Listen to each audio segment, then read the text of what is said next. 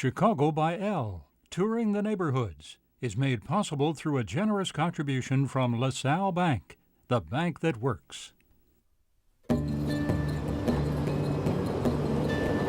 You've heard the old adage, it's not the destination, but the journey that's important in life.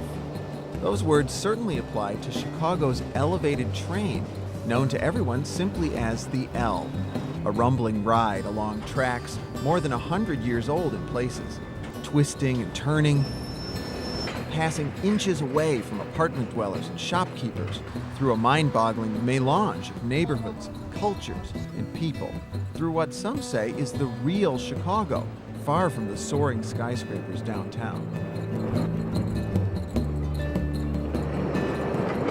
The CTA has given us our own private train, so we can take you all over town to visit some of Chicago's many diverse neighborhoods. It's like traveling the world without ever leaving the city.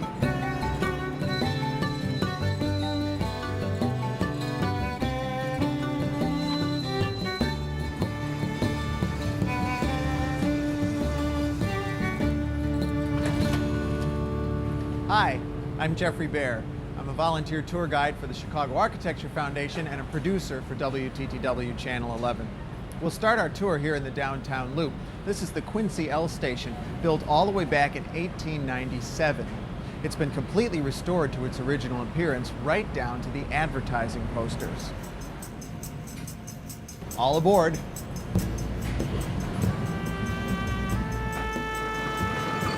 As we circle downtown on the Loop Elevated, we get a unique perspective on Chicago's famous architecture. Many buildings have been remodeled at the ground level, but up here, we can see much of the surviving original detail. Over the windows of the old Bismarck Hotel, which is now the Hotel Allegro, the Pied Piper leads visitors to Chicago, and St. Christopher keeps them safe.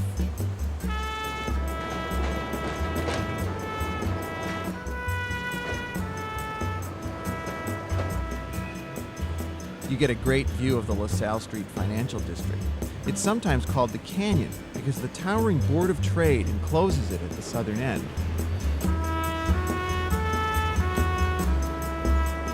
The new Goodman Theater had to be soundproof because the L runs next to it and the subway runs under it. Many savvy second-floor tenants use their windows to advertise to L riders. The Loop Elevated went into service on October 3, 1897, over 100 years ago.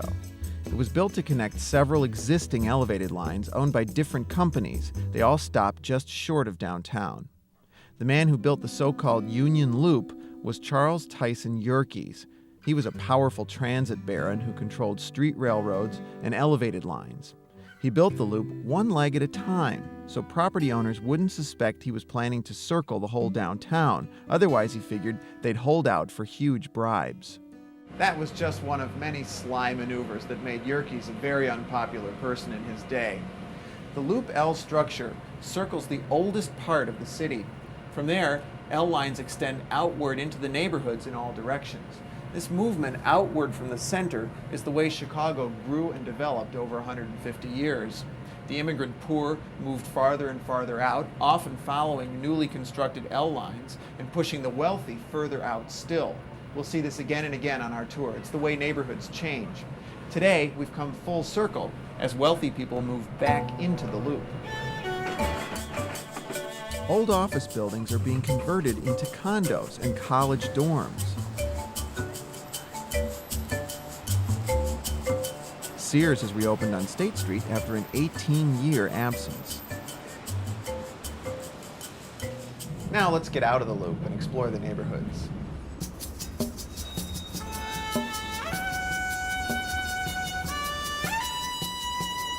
We start by heading south on the Green Line. This was the city's very first L line. The owners ran the train through the alleys because it was cheaper than bribing property owners for rights to the streets. Soon, everyone was calling it the Alley L. The steam-powered Chicago and South Side Rapid Transit Railroad Company opened in 1892 between Congress and 39th Street. A year later, the line was extended all the way to Jackson Park for the World's Fair. We pass through the South Loop with its lofts and townhomes.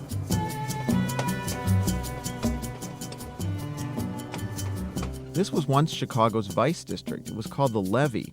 There were brothels, including the famous Everly Club at 16th and Indiana, and there were saloons and gambling houses. The whole sleazy enterprise flourished under the protection of two Chicago aldermen, Bathhouse John Coughlin and Michael Hinky Dink Kenna.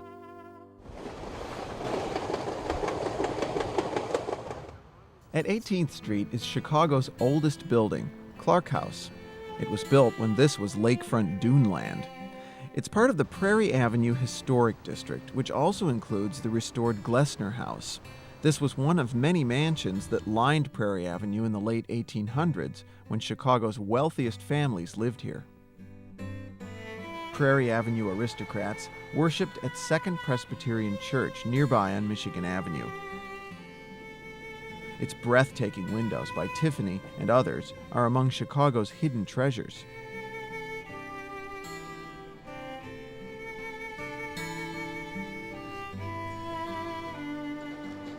Just a few blocks further south, we pass the home of the oldest black congregation in Chicago, Quinn Chapel.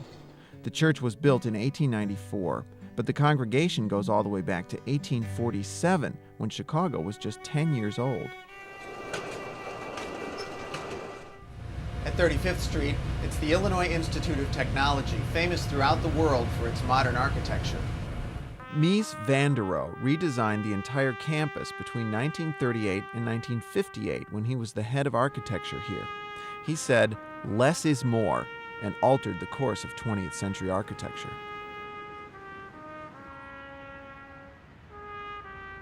The newest building on campus is located right under the L tracks. It's a new student center designed by the acclaimed Dutch architect Rem Koolhaas. The train will run through a tube overhead.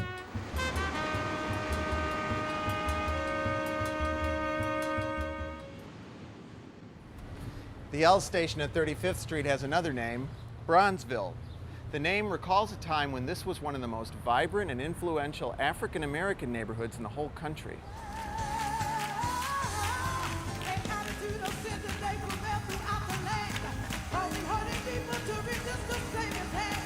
Just steps away from the Bronzeville CTA station is Pilgrim Baptist Church, which is the birthplace of gospel music.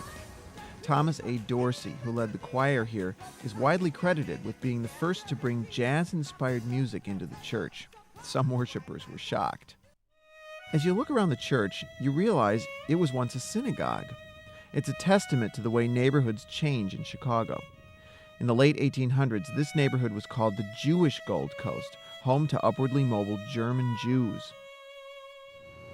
The temple from 1890 was called KAM Synagogue. The famous architects Adler and Sullivan designed it. The Jews also established Michael Reese Hospital nearby. Jewish people shared this neighborhood with upper-class Irish. They built St. James Catholic Church between 1875 and 1880. The Irish also built Mercy Hospital and De La Salle Institute, where 5 Chicago mayors got their education. The wealthiest of the Irish lived in fine homes along a stretch of South Michigan Avenue called Mansion Row. This one belonged to John Betamillion Gates, who made a name for himself as a gambler and made his fortune in barbed wire. According to historian Dominic Basiga, there was a clear line of class distinction in this neighborhood. The rich lived east of State Street, the poor to the west. Federal Street, with its poor Irish and German immigrants, was called the longest slum in the world. Starting around World War I, the Great Migration of blacks from southern states transformed the South Side. Chicago's African American population grew from 44,000 in 1910 to 250,000 in 1930. Because of restrictive housing covenants, the black population was concentrated in a narrow band east and west of State Street that became known as the Black Belt. Like the Irish before them, middle-class African Americans settled east of State Street. This became Bronzeville, the black metropolis. Many of the nation's top black-owned businesses, including banks and insurance companies, clustered around 35th Street. And for shopping and nightlife, 47th Street was the place to be. People dressed to the nines and went out to the Regal Theater and the clubs to hear Duke Ellington, Cab Calloway, Ella Fitzgerald, Nat King Cole, Lena Horne, and many others.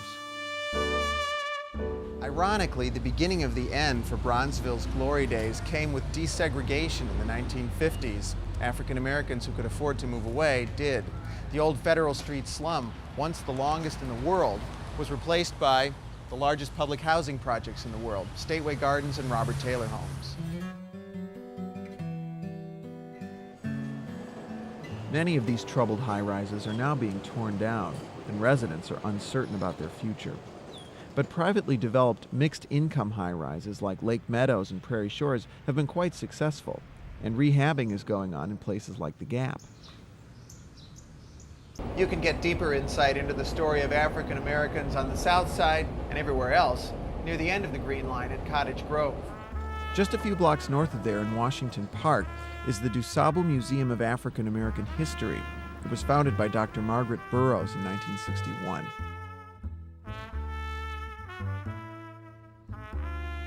It's the first museum in the country dedicated to preserving the history and the accomplishments of African Americans.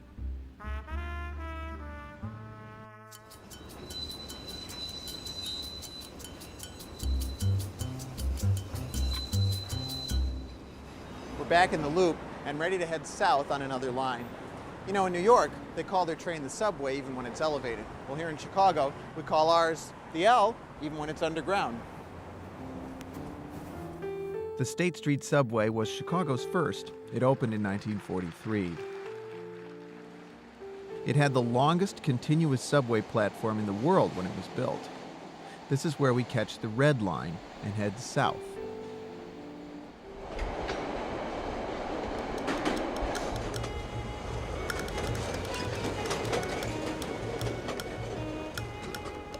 Our first stop is Chinatown, near Cermak, Wentworth, and Archer. You see red and green everywhere in this neighborhood. These are the Chinese colors of good luck. About 12,000 ethnic Chinese live here. Many of them are new immigrants. If you're looking for authentic Chinese groceries, you've come to the right neighborhood.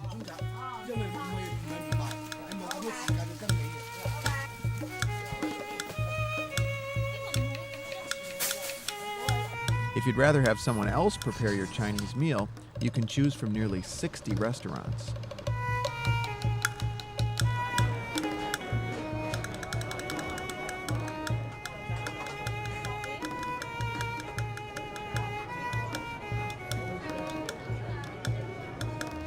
This is actually Chicago's second Chinatown. The first one, which no longer exists, was near Clark and Van Buren in what is today the South Loop. That one started in 1878 with the arrival from the West Coast of a single Chinese man, T.C. Moy. More Chinese soon followed. At the time, Chinese men outnumbered women 100 to 1 in the U.S. because of harsh immigration laws. The Chinese came to Chicago to escape racial prejudice on the West Coast. But what they couldn't escape were the Tong Wars, rivalries between secret societies. One such society, the An Liang Tong, led its faction here to this neighborhood in 1912. And they built this exuberant building in 1928.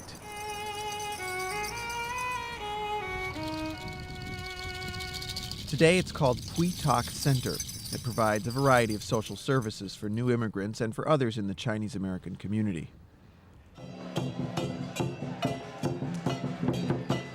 There's always something to celebrate in Chinatown. The Chinese New Year in February, Lantern Festival in May, the Moon Festival in September, and Double 10 Day celebrating the Republic of China's independence in October. For the rest of its journey to 95th Street, the Red Line runs right down the middle of the Dan Ryan Expressway. The L system serves both of Chicago's Major League Baseball teams. At 35th Street, it's Comiskey Park, built in 1991 for the White Sox. The 43,000-seat ballpark with its 84 luxury skyboxes, as well as its food court, jumbo TV screen and stratospheric upper deck replaced the oldest ballpark in America. About the only similarity is the exploding scoreboard conceived by master showman and Sox owner Bill Veeck in 1960. The Dan Ryan Expressway, built in 1962, parallels the old Black Belt just to the east. It created a physical barrier to racial integration where an unspoken one existed before. Near the end of the Red Line is Chatham, a neighborhood of well-kept bungalows and manicured lawns. Here you'll find the largest middle-class African-American population outside of Harlem and Atlanta.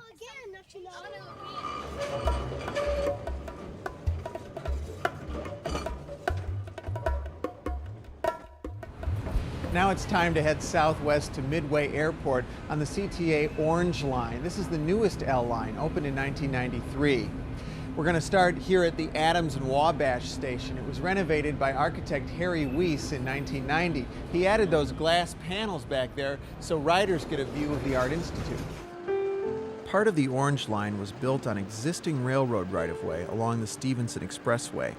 It follows the path of the historic Illinois and Michigan Canal. The canal was built in 1848, and it transformed Chicago from a muddy frontier trading post into a major world city. That's because it connected the Great Lakes to the Mississippi River, and this made Chicago the center of the most important transportation route in the country. The Irish came to dig the canal in the 1830s and 40s. Their shantytown along the river was first called Hard Scrabble, but it became known as Bridgeport because it was near a bridge that was too low for boats to pass beneath, so they had to unload there and the bridge became a port. From those humble beginnings, Bridgeport grew into Chicago's most politically powerful neighborhood. Mayor Richard J. Daley lived his entire life on Low Avenue here. Bridgeport was home to Chicago's mayors for 46 years, from 1933 to 1979. Today, the neighborhood is majority Mexican-American. As in many Chicago neighborhoods, it's the churches that mark ethnic change over time in Bridgeport. The Irish built St. Bridget's in 1850. The Germans built St. Anthony's in 1876. Ethnic change has rarely happened peacefully in Chicago. The Germans and Irish fought in the streets of Bridgeport in 1856. By 1886, the Poles built this church. It's St. Mary of Perpetual Help.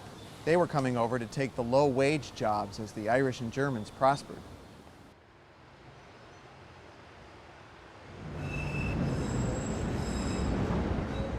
Our next stop on the Orange Line is Ashland. The station straddles a narrow little offshoot of the river's south branch. Now, if you look down there, you can actually see bubbles in the water. That's because this is what's left of the notorious Bubbly Creek. In the 1800s, it was an open sewer, foaming and churning with decomposing waste from the city's most famous industry, the Union Stockyards. The stockyards opened on Christmas Day in 1865. The idea was to centralize meat processing in one location. The concept really took off after Gustavus Swift perfected the refrigerated railroad car in 1870. Men like Swift and Philip Armour controlled meat prices nationwide and made personal fortunes. The packing plants were marvels of efficiency. Tourists flocked there to see how meat packers used everything but the squeal. A branch of the L owned by the stockyards circled the property. In its heyday, the stockyards processed more than 14 million head of livestock a year. Carl Sandburg called Chicago hog butcher for the world, but muckraking author Upton Sinclair had another name for it: the jungle. Sinclair exposed unspeakable working conditions in slaughterhouses and packing plants, and in the surrounding neighborhoods like Back of the Yards and Canaryville. Immigrant workers lived in run-down frame houses on dirt streets with no running water. The smell was oppressive. The neighborhood had its heroes. Mary McDowell, a friend of Jane Addams, pressured the city to fill in Bubbly Creek and close nearby garbage dumps. Unions finally organized the workers after World War I. And in the 1930s, Saul Alinsky and other organizers worked with local churches to lower the crime rate and upgrade housing. This beautiful old gate is all that's left of the stockyards. They closed for good in 1971 after automation made the plants obsolete and interstate trucking decentralized the industry. The old Stockyards branch of the L was shut down in 1957 and torn down sometime after that. Today, this whole area has been redeveloped as an industrial park. Continuing on the Orange Line, we pass through Chicago's bungalow belt in Gage Park. 1.5-story bungalow-style homes like these, which you can now find all over the city, were really the embodiment of the American dream. Immigrants sacrificed and saved to make a better life for their families. When they or their children bought a bungalow, they knew they'd made it. By the way, the word bungalow comes from Bengala and refers to a traditional type of housing in India.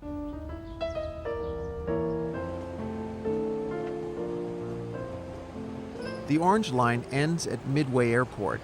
The brand new terminal opened here in 2001. Midway was the world's busiest airport from 1932 until 1962, when O'Hare claimed the title.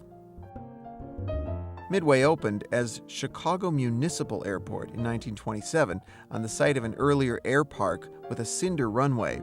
Air traffic control in those days consisted of a flagman at the end of the runway. The airport was renamed in 1949 to honor the World War II Battle of Midway in the South Pacific. The Board of Education owned this property long before there was an airport here. Until 1955, the Nathan Hale School stood right in between runways 4 left and 4 right. Takeoffs and landings were prohibited on those runways during school hours. The school board finally sold the airport to the city in 1982. You know, for a while, the airlines nearly abandoned Midway, but by 1998, this was the fastest growing airport in North America. In 1999, it served 13 million passengers.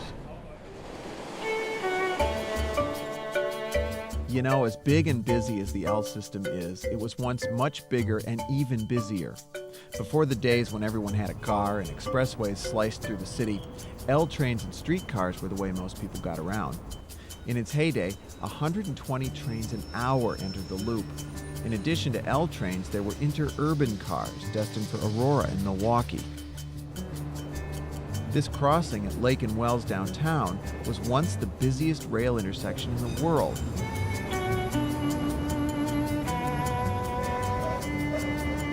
And all the switches were thrown manually.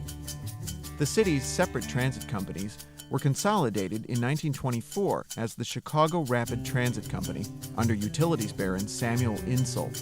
The CTA took over operations in 1947.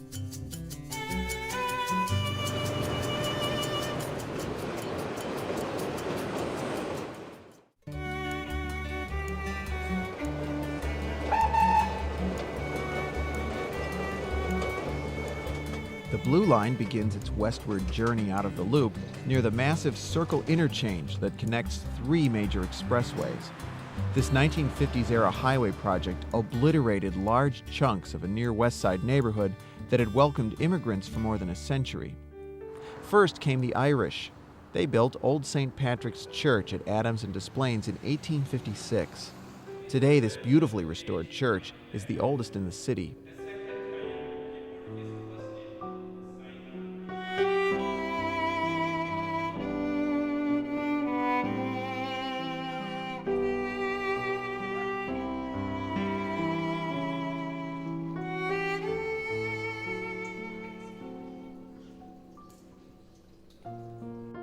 In this old West Side Irish shantytown was a small barn that changed the course of Chicago history. It belonged to the O'Learys, and it's where the Chicago Fire was kindled on October 8, 1871. Mrs. O'Leary's barn stood right there where that sculpture is located. This is the Chicago Fire Academy, where our firefighters get their training. You know, the Chicago Fire was a real catalyst for ethnic migration, because afterwards, laws were passed that required brick construction. Groups that couldn't afford to build out of brick or didn't know how had to move outside the city limits. After the Irish moved on, the near West Side became home to Russian and Polish Jews. They were escaping pogroms in their homeland. They worked in garment factories and as peddlers. On Maxwell Street, they created an open-air market just like those in the old country. Greeks settled along Halsted Street west of downtown. What's left of old Greektown today overlooks the highway.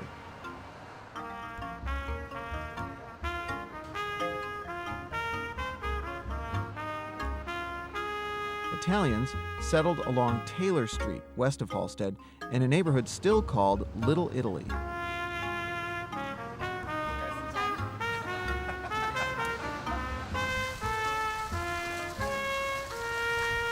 All of these immigrants found life full of hardship in their adopted country. One upper-class woman resolved to help them. Jane Addams moved right into the neighborhood in 1907 and established Hull House to provide childcare, recreation, and other services. Part of the old Hull House has been preserved on the campus of the University of Illinois at Chicago. But the controversial construction of this school in the 1960s wiped out a large portion of Little Italy and other ethnic enclaves. Architect Walter Netsch designed the cold concrete campus according to idealistic theories about urban planning, but it's been extensively redesigned since. Near Ashland Avenue, the Blue Line splits. One branch continues west and ends in Forest Park near Waldheim Cemetery. In days gone by, L-System funeral cars were used to transport the deceased to this and other city cemeteries. The other Blue Line branch turns south along the old Metropolitan West Side elevated tracks. Medical facilities have been located here since the 1880s. The old Cook County Hospital is the model for County General on the NBC series ER. Also not far from here was the first home of the Chicago Cubs. It was called the West Side Grounds at Polk and Walcott. The West Side Cubbies were world champs in 1907 and 1908. They moved to Wrigley Field in 1914 and haven't won a World Series since.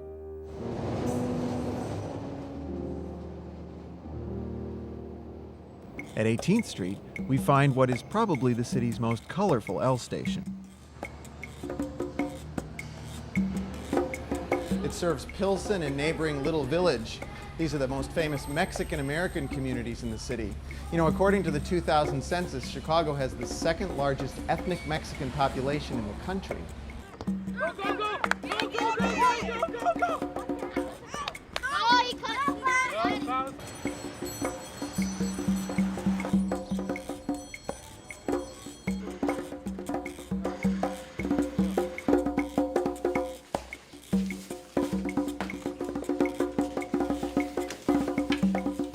Many of the murals and mosaics that adorn the neighborhood were actually created by school children with the help of their art teacher, Francisco Mendoza. Mendoza created these mosaics for the new Orozco Public School. His designs were digitized and sent to Mexico for fabrication.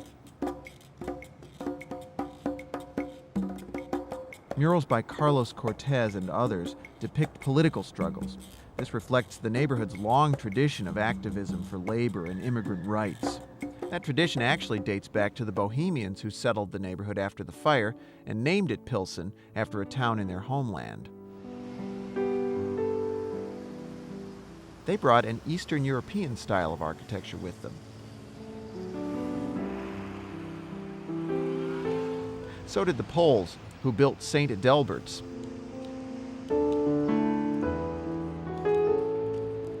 Today, the Virgin of Guadalupe welcomes the faithful here.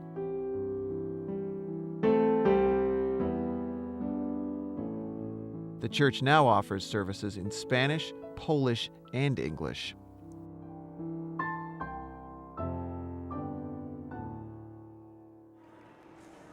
Religious observance takes to the streets of Pilsen every year on Good Friday, when one young man is given the honor of playing Jesus in a monumental reenactment of the crucifixion.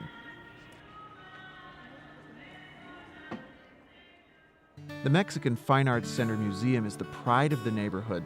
A new addition triples its size. It's the largest Mexican arts institution in the U.S. and the only one accredited by the American Association of Museums.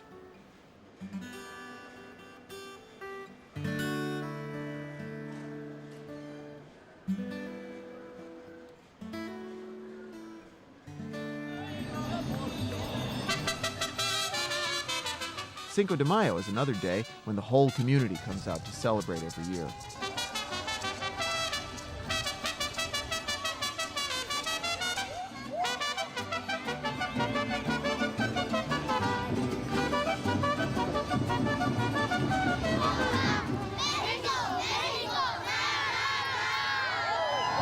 El mariachi loco quiere bailar, el mariachi loco quiere bailar.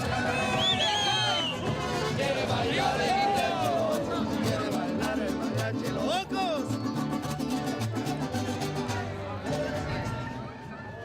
Pilsen's one of those Chicago neighborhoods where you find a lot of first floors below street level.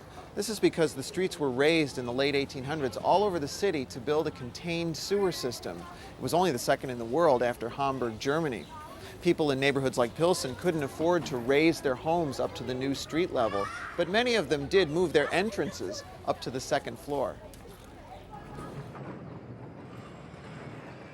The L was extended west to Cicero in 1907. At one time, 40,000 people worked at the Western Electric plant here. Many of them were Czech immigrants from Pilsen. Today, this water tower stands as a reminder of the plant, which closed in 1986.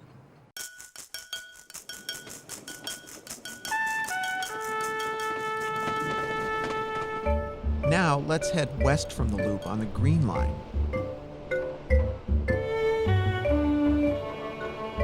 This is the city's second oldest L line, opened in 1893 as the Lake Street Elevated Railroad.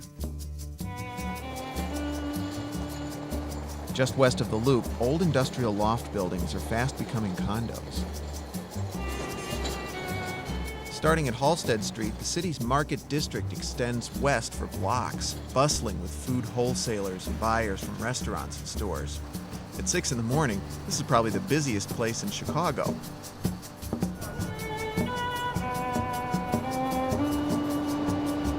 Just a few blocks away is the United Center, where Michael Jordan and the Bulls electrified audiences throughout the 1990s.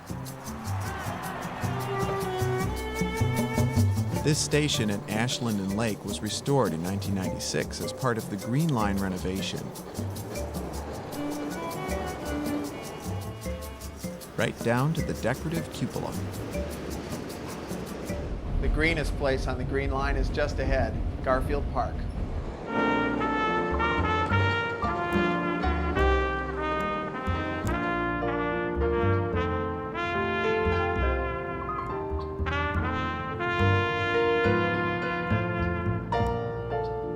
The park dates back to 1869. It was part of the ambitious West Side Park system. The most spectacular feature of the park is the famous conservatory from 1906. It's one of the world's largest.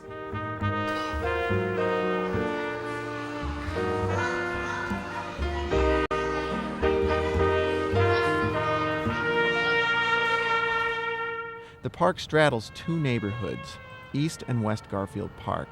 They've suffered decades of hardship. Riots after the 1968 murder of Dr. Martin Luther King were devastating.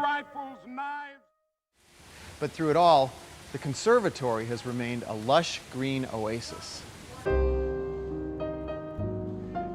park and many of its buildings have been beautifully restored, including the lavish administration building. And a new L station now serves Garfield Park.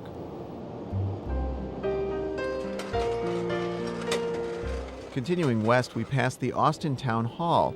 It's a replica of Independence Hall in Philadelphia. Austin was developed in the 1870s as a comfortable suburb of handsome homes and tree-lined streets. Austin had a nasty rivalry with its next-door neighbor, Oak Park. It was over all sorts of local issues, including getting the L extended out here from Chicago. Oak Park residents were dead set against that one. Got so bad that Oak Park voters spearheaded an effort to get Austin annexed to Chicago. They succeeded in 1889. Many of Austin's original single-family homes are still standing in central Austin. It's now a historic district and the core of a middle-class black community. This branch of the Green Line ends in Oak Park.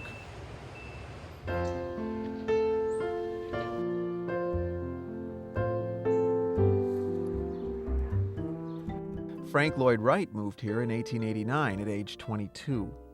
In those days, Oak Park was still on the edge of the prairie, and that served as Wright's main inspiration. 27 of his designs survive here.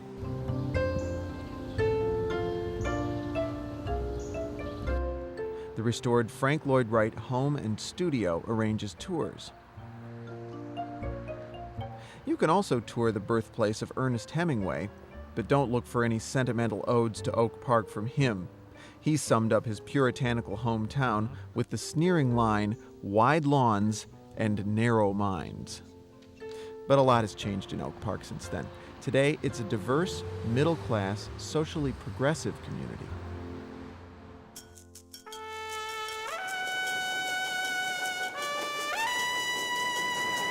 The Blue Line runs northwest from downtown as a subway until it emerges near the intersection of Milwaukee North and Damon.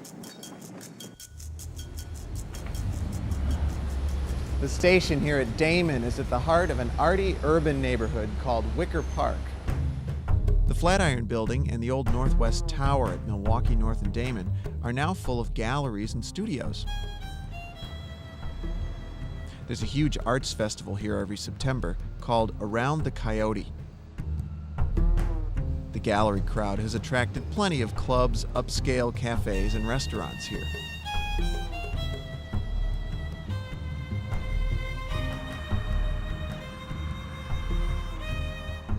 Grand old homes surrounding Wicker Park are being restored as the neighborhood continues to gentrify. But Milwaukee Avenue, which slants right through this neighborhood, has always belonged to Chicago's immigrant working class. It was once called Dinner Pail Avenue because so many working class people lived here. First were Germans and Scandinavians, but by the late 1800s, this area was called the Polish Downtown.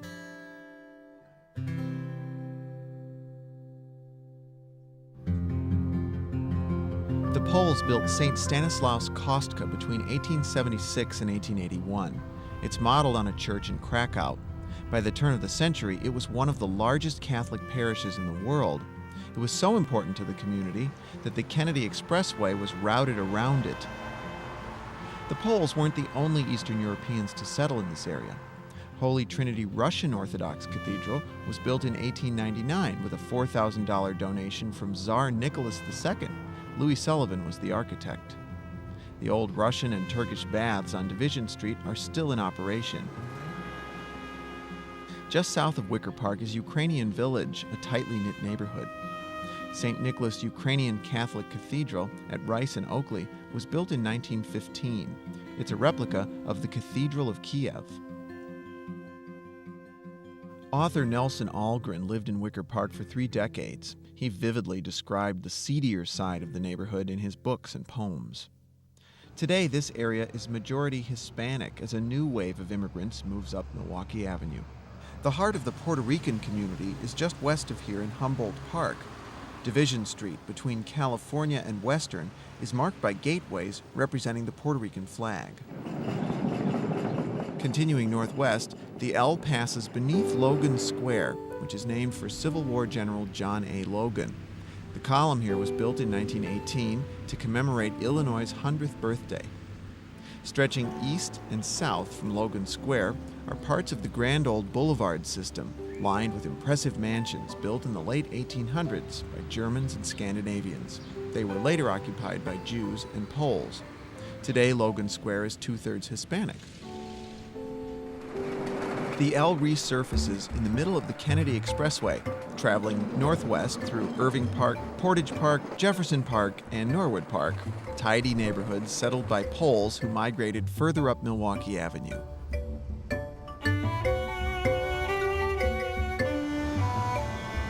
The Blue Line was extended all the way to O'Hare in 1984. Chicago's most famous living architect, Helmut Jahn, designed the L station.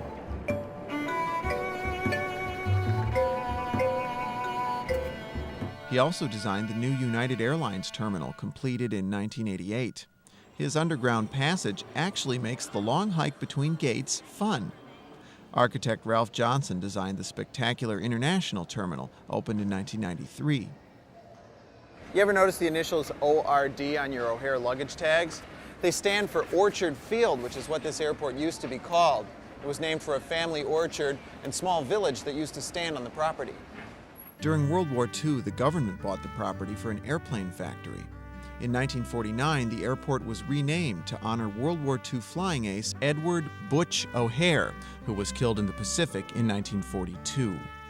With the advent of the jet age, O'Hare took over all of Midway's operations in 1962 and instantly became the world's busiest airport. President Kennedy dedicated sparkling new terminals in 1963. O'Hare lost its title as world's busiest in 1999 to Atlanta's Hartsfield International Airport.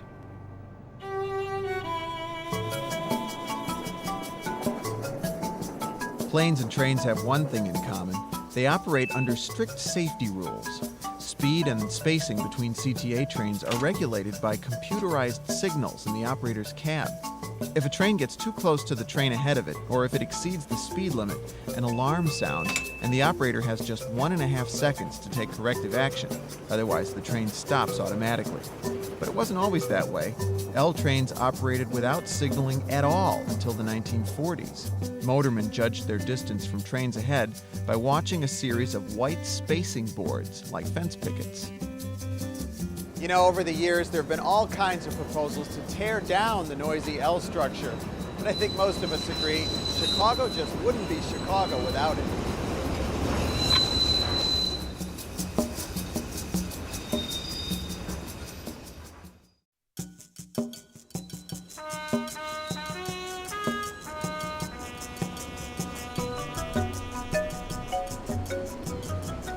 The Brown Line heads north from the Loop on elevated tracks. This is the old Northwestern Elevated Railroad, built by Charles Tyson Yerkes and opened in 1900.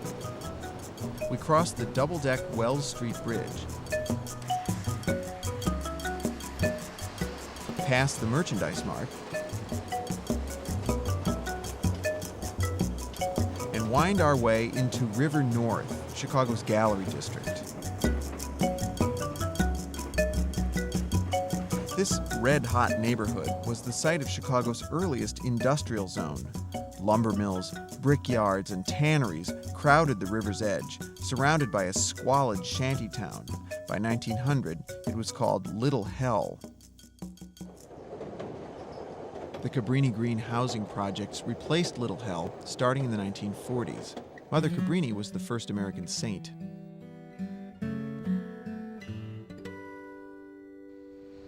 But upscale development today is crowding out Cabrini Green, and some Cabrini residents have expressed skepticism about city promises of mixed-income housing here. Sedgwick is the stop for Old Town. It's an affluent neighborhood of lovingly restored cottages.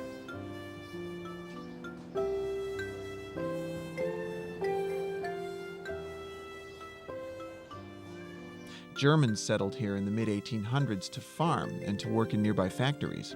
By 1900, North Avenue was called German Broadway. It's said that if you can hear the bells of St. Michael's, you know you're in Old Town. Germans built the church in 1869. The walls actually survived the Great Fire. Old Town is the home of the Second City, which helped give birth to Chicago's acclaimed improv comedy scene. Second City produced a who's who of American comedy: Alan Arkin, John Belushi, Bill Murray, Dan Aykroyd, Gilda Radner, Mike Myers, and many others.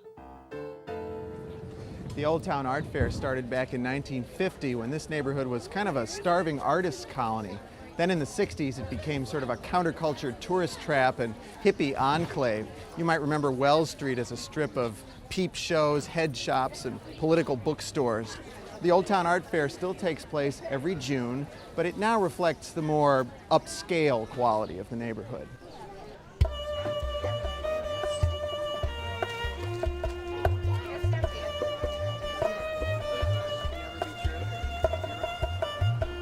Continuing on the Brown Line, we pass the Tony Award-winning Steppenwolf Theater, which is nationally acclaimed for its rough and tumble acting style. Ensemble members include John Malkovich, John Mahoney, Gary Sinise, and Laurie Metcalf. The theater, built in 1991, is specially engineered to prevent L noise and vibration from reaching the audience. At Armitage, we enter Lincoln Park. This many-turreted commercial strip is an upscale mecca of boutiques, trendy bars, and restaurants. Homes in this neighborhood routinely sell for over $1 million today. Fullerton Avenue in Lincoln Park is where the Chicago fire finally burned itself out. The 36-acre campus of DePaul University surrounds this L-stop. It's the nation's largest Catholic university. DePaul's legendary basketball coach, Ray Meyer, led his team to 21 postseason appearances in 42 years. Lincoln Park is also known for its gangster history. The FBI gunned down John Dillinger at the Biograph Theater on Lincoln Avenue in 1934. And the St. Valentine's Day Massacre took place in a garage on Clark Street. The garage is long gone, but the site, which is on the grounds of a senior citizen building, is said to be haunted. As we continue north on the Brown Line, we follow the path of German migration up Lincoln Avenue. First, they settled in the town of Lakeview, which was annexed to Chicago in 1889 over the opposition of its mayor, Billy Boldenweck. He refused to turn over his city's treasury to Chicago until the state Supreme Court forced him to. Lakeview today is mostly a neighborhood of urban professionals. But you can still have a German pastry at Dinkle's on Lincoln Avenue and work out in a former German athletic club on Diversey. The Germans were fanatical about fitness and established Turner clubs all over the north side. But of course, they didn't offer spinning, Pilates, and a climbing wall.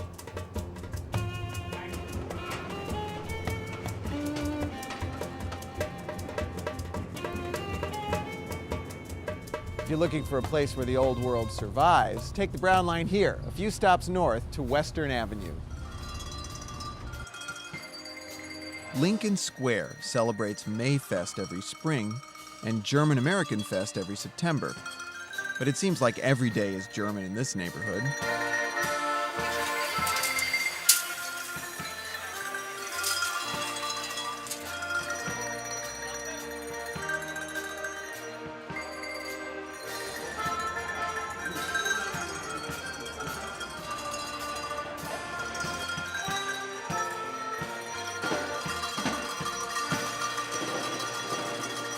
Edelweiss. Thank you very much. Dankeschön.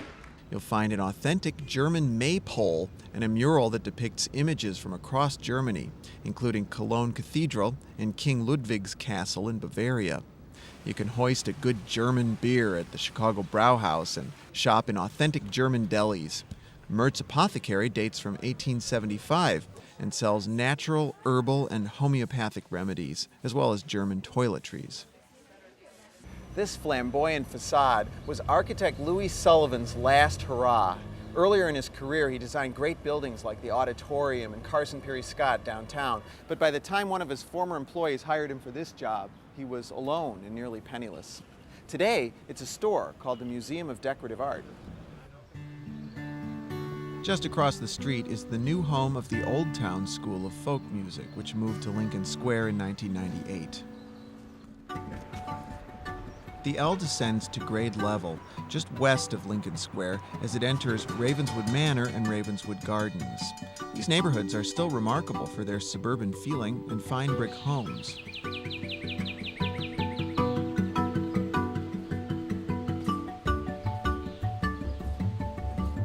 Some of those homes are right along the river. Would you believe this is Chicago?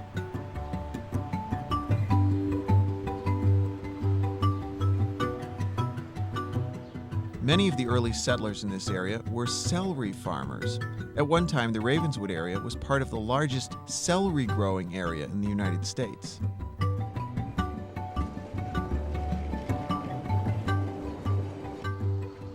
The last neighborhood on the Brown Line is Albany Park. Almost half the population here is foreign born. This stretch of Kedzie says it all. You can get everything from pita bread to pad thai. Russian Jews were the majority until the 1950s.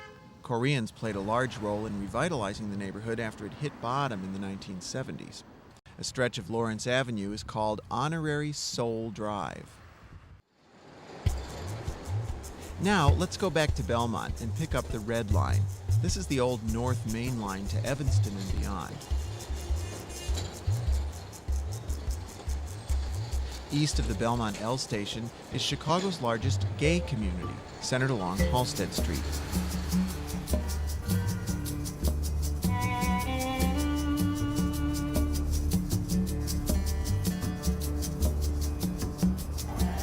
The annual Gay Pride Parade in June mixes political activism with outrageous exhibitionism. At Addison, we're in a part of Lakeview that everyone knows as Wrigleyville. Wrigley Field was called Weigman Park when it was built in 1914 for the Chicago Whales of the Federal League.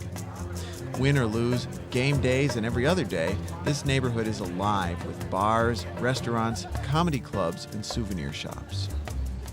North of Wrigleyville, the L passes Graceland Cemetery, which is the final resting place of many famous Chicagoans. Unlike earlier Chicago cemeteries, it sits on high ground. Clark Street, which borders Graceland, was an ancient lakeshore. Later, it was an Indian trail called Green Bay Road. Among the graves and tombs, you'll find the city's greatest architects, including Daniel Burnham, Louis Sullivan, and Mies van der Rohe, whose gravestone reflects his motto, "Less is more." You'll also find the great State Street developer Potter Palmer of Palmer House fame, and his wife Bertha, whose lavish Gold Coast parties made her the queen of Chicago society. Beneath this stately monument, George Pullman's casket is protected with asphalt, railroad ties, and tons of concrete to prevent angry workers from tampering with the famous strikebreaker's body. There are some great works of art among the monuments. This is Eternal Silence by Laredo Taft.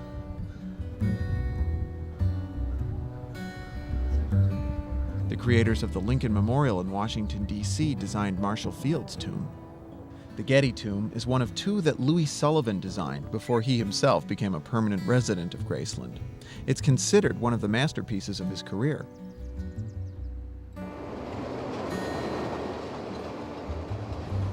At Wilson Avenue, we arrive in Uptown. The faded glory of this old station is a testament to the days when this was one of Chicago's hottest neighborhoods.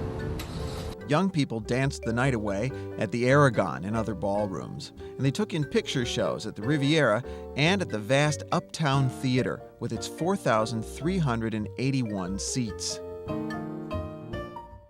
The interior was capped by a 120-foot dome. The Uptown had 3 lobbies and 6 marquees. Uptown revelers rubbed elbows with movie stars like Charlie Chaplin and Gloria Swanson, who lived in Chicago. They worked at S&A Studios on Argyle Street. The Green Mill, which opened in 1907, is still swinging. It was a gangster hangout during Prohibition. The Riviera and the Aragon are now popular concert venues. But the neighborhood started declining in the 1960s as shopping and entertainment migrated to the suburbs. The Uptown Theater closed in 1981. Goldblatt's shut down in 1998. Uptown became sort of a point of entry for many groups: Appalachians and Africans, Native Americans, Latinos, and especially Southeast Asians who brought new life to an area a little bit north of here around the Argyle L stop.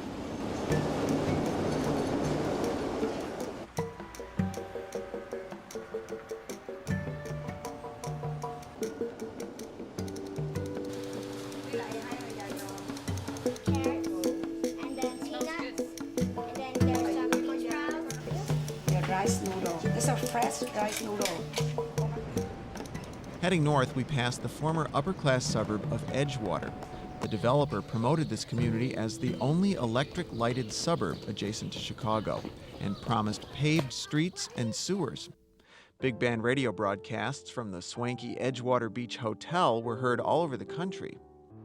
But when Lakeshore Drive was extended north, Edgewater was cut off from the lake. The hotel was torn down, and a wall of undistinguished high-rises replaced former lakefront mansions.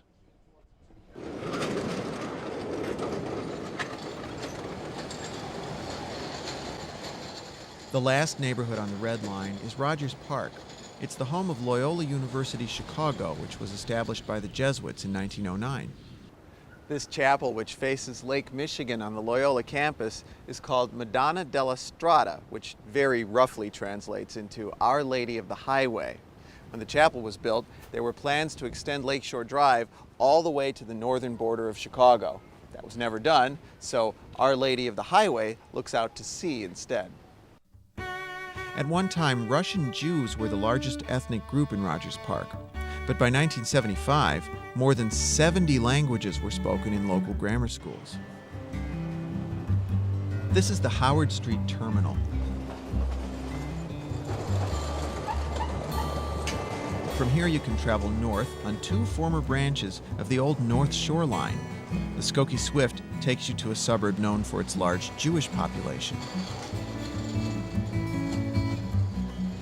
The CTA's Purple Line runs through Evanston, named for John Evans, one of the strict Methodists who founded Northwestern University in 1851. The founders prohibited the sale of alcohol within a 4-mile radius of campus. Evanston later became the home of the Women's Christian Temperance Union.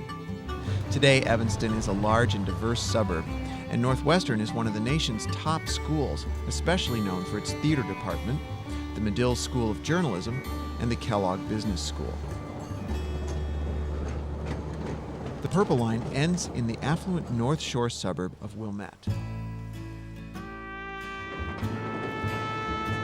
Red line, green line, yellow, purple, blue, brown, all those color codes gave longtime CTA riders a bit of trouble when they were first introduced a few years ago. But now that you've toured the system with us, maybe you see the colors in a different light, as a reflection of the city itself. After all, the people who live along the L are every color of the rainbow, and that rich diversity is one of the things that makes Chicago a truly great American city.